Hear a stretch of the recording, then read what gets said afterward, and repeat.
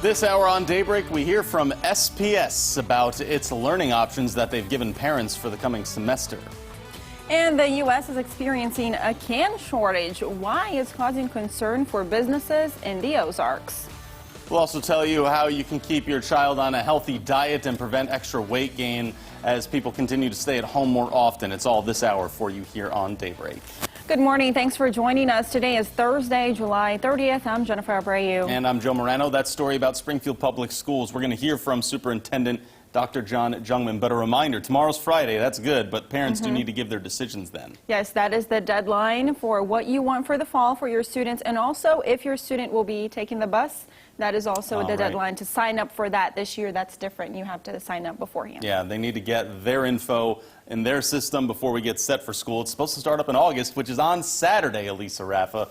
We're not feeling that July or August weather this week, but I think everyone's okay with it, right? Yeah, August is going to start out on the cool side for us coming this weekend into next week after July has just been so sweltering hot. Cool side. You say cool, but you have been saying cool, and I see like 80s on the 7 days. So, you know, I'm not thinking like 70s or anything nice, just cooler than what we have had. Yeah, cooler than what we've had. Tomorrow, though, we could get stuck in the 70s, so that would be a cooler day. But we're also starting this morning with a flash flood watch along and south of the interstate. It goes through tonight until 1 o'clock in the morning, where you're looking at some 1 to 2 inch downpours possible with some locally heavy rain a concern. Watch out for some ponding on the road. Some clouds out there this morning. It's 68 degrees in Springfield with some southerly winds. The showers that we've had have really fizzled up this morning, so a few light showers out there this morning. Roads might be wet from the overnight. It's 74 degrees in West Plains, 72 in Mountain Home, and 71 degrees in Fort Leonard Wood.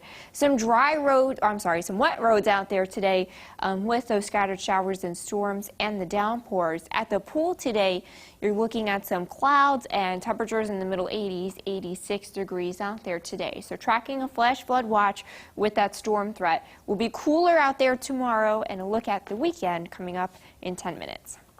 Springfield Public Schools has presented the governor with its reentry plan, which, as you know by now, has offered two options: entire virtual online learning for the fall semester, or 2 in-class days and 3 online days each week.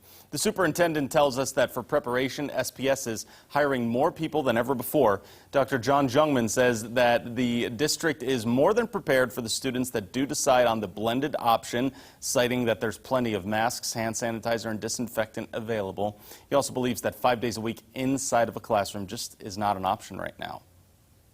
We want to be 5 days seated.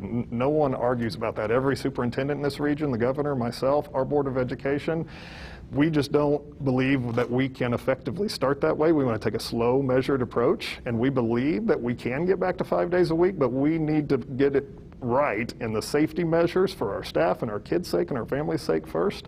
And then we're hopeful that we can get back to that 5 day a week at the end of the first quarter. Again, parents have until tomorrow to decide which option they want their student to take part in and if their student will be riding the bus or not.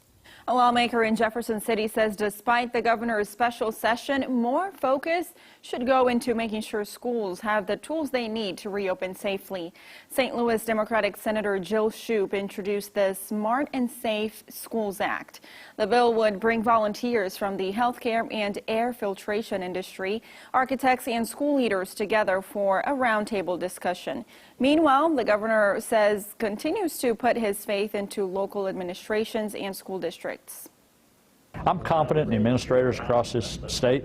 I'm confident in the school boards that are around here. They got elected to make decisions for their communities, and they're going to know what best suits their communities. When asked if he would consider Senator Shoup's legislation, the governor said he will solely focus on violent crime during the special session. If you have had trouble finding your favorite beverage in a can recently, it's become a common problem around the country, actually. It has a lot to do with cans coming in high demand over the last few months. The American Beverage Association says it's not due to a shortage of aluminum, but simply due to more people drinking soda and alcohol at home rather than at a restaurant or bar. Owner of Discount Smokes and Beer, Sean Levy, has noticed beer sales increasing a lot at his store, but they've seen some shortages themselves.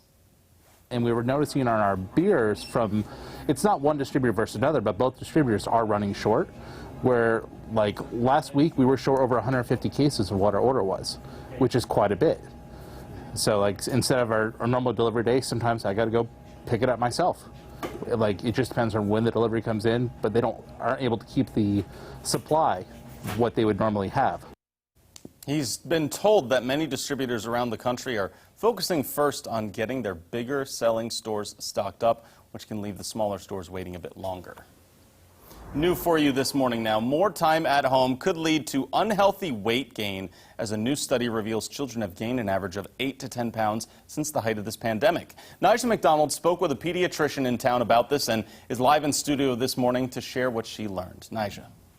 Well, good morning, Joe. Yeah, the doctor I met with says it's important to keep your child on a schedule. She says this can help prevent extra snacking out of boredom.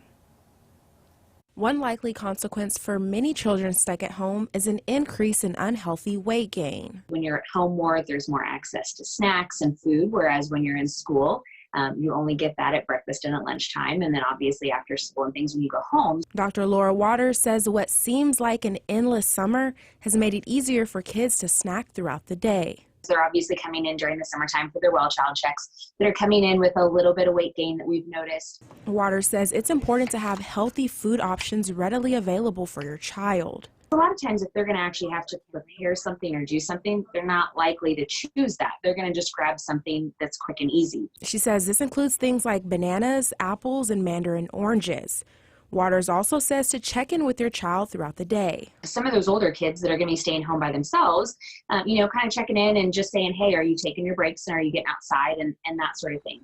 Brad Brummel of Springfield Public Schools also stresses the importance of taking breaks when school starts. Not only does it help us with our mental health, but allows us to focus and concentrate on our next task at hand. SBS will offer physical education for both hybrid and virtual learners. We are encouraging students to remain active while they're at home. I know that in our courses, we always push for the CDC recommended play 60 minutes a day, and you can't go wrong with that. He says he's also working with teachers on ways to incorporate active learning during lessons. Well, Dr. Waters also shared a few simple, healthy snack options to add to your next grocery list. And to view those items, visit our website at ozarksfirst.com. Nyjah McDonald reporting this morning. In other coronavirus news, as of yesterday, 787 new cases were logged in Arkansas, 170 of which are from correctional facilities. Arkansas has had the highest per capita prison infection rates in the country. Now, the Marshall Project showed that Arkansas prisoners are becoming infected at a 1,715% higher rate than the rest of the state. In regards to prisoner numbers, Governor Asa Hutchinson says that's in large part because they test a lot more inmates than many other states do, because Arkansas's policy requires testing them in pods of prisoners if there is just one positive case. We have a much more comprehensive response when we have one positive test in the prison system. We're constantly looking at ways we can do it better and improve, and I've challenged our new Secretary of Corrections to give a fresh look at it, and if there's ways that we can improve it, we will. The governor also said that commercial lab testing numbers are still lagging, but after a call with the White House is optimistic that supply chains will begin to catch up with demand coming up in August. Kansas University Medical Center is helping with testing on a promising COVID-19 vaccine candidate from Oxford University. The study will enroll 1,250 participants in the next 60 days to test the vaccine. It involves 2 injections, 4 weeks apart, and 9 visits with researchers. Anyone 18 or older who has to be out and about during the pandemic can sign up for this. If the vaccine proves to be safe and effective, officials hope it can be distributed to the public early next year. Hopefully we can get that rolled out within early next year, and then we will again start to get back to what we can do, try to get mass populations vaccinated and try to achieve that herd immunity. Doctors say participants still need to wear masks and practice good hygiene, and that this vaccine will not prevent you from being exposed to COVID-19. We're starting out with some dry roads on our Color 10 Live Drive. They might be wet from last night, but we're not finding any falling rain right now. It's cloudy out there this morning with some light showers. A flash flood watch, though, is in effect all day. Details on that coming up right after the break.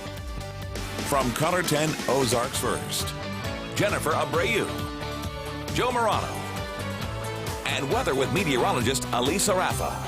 This is Color 10 News Daybreak.